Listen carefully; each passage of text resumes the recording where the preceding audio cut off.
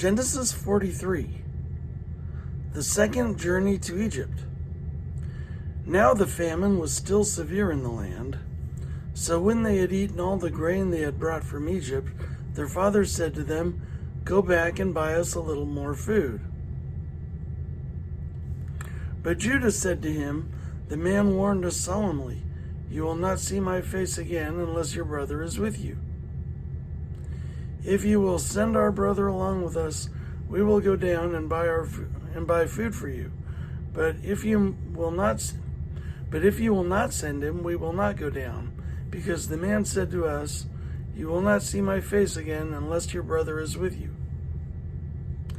Israel asked, "Why did you bring this trouble on me by telling the man you had another brother?"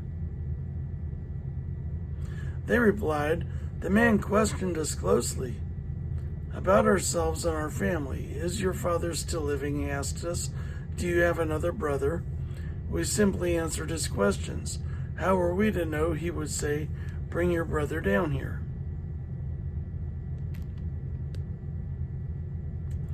Then Judah said to Israel his father, "Send the boy along with me, and we will go at once, so that we and you and our children may live and not die.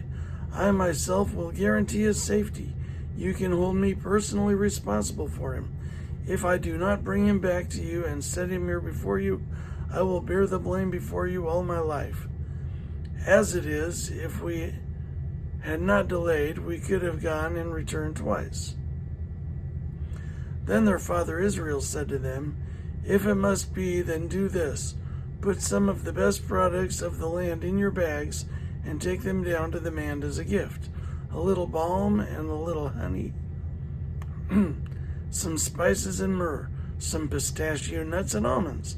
Take double the amount of silver with you, for you must return the silver that was put back in the mouths of your sacks.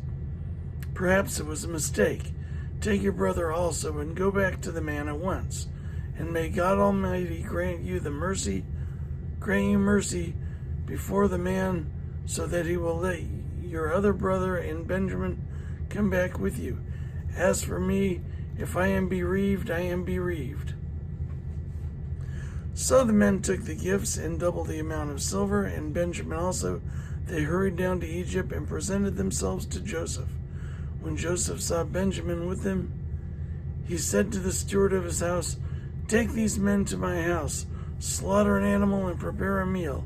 They are to eat with me at noon." The man did as Joseph told him and took the men to Joseph's house. Now the men were frightened that they were taken to his house. They thought, "We were brought here because of the silver that was put back into our sacks the first time. He wants to attack us and overpower us and seize us as slaves and take our donkeys." So they went up to Joseph's steward and spoke to him at the entrance to the house.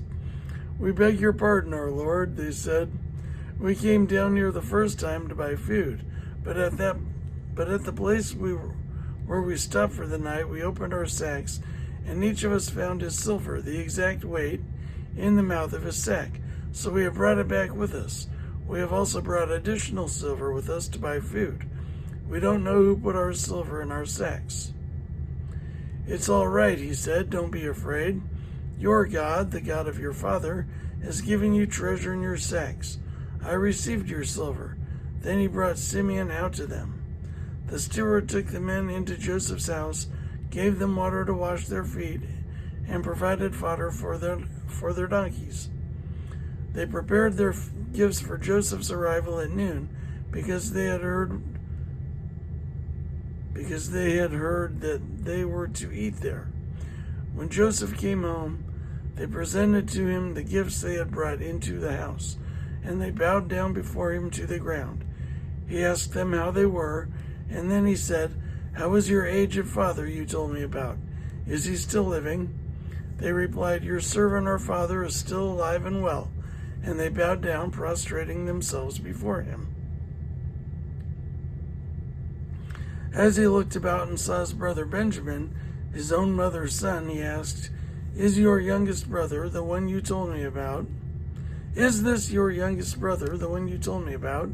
And he said, "God be gracious to you, my son." Deeply moved at the sight of his brother, Joseph hurried out and looked for a place to weep. He went to his private room and wept there. After he had washed his face, he came out and, controlling himself, said, "Serve the food." They served him by himself, the brothers by themselves, and the Egyptians who ate with them by themselves, because Egyptians could not eat with Hebrews, for that is detestable to Egyptians. The men who had been seated before them, the men had been seated before him in order of their ages, from the firstborn to the youngest, and they looked at each other in astonishment when portions were served to them from Joseph's table. Benjamin's portion was 5 times as much as anyone else's, so they feasted and drank freely with him.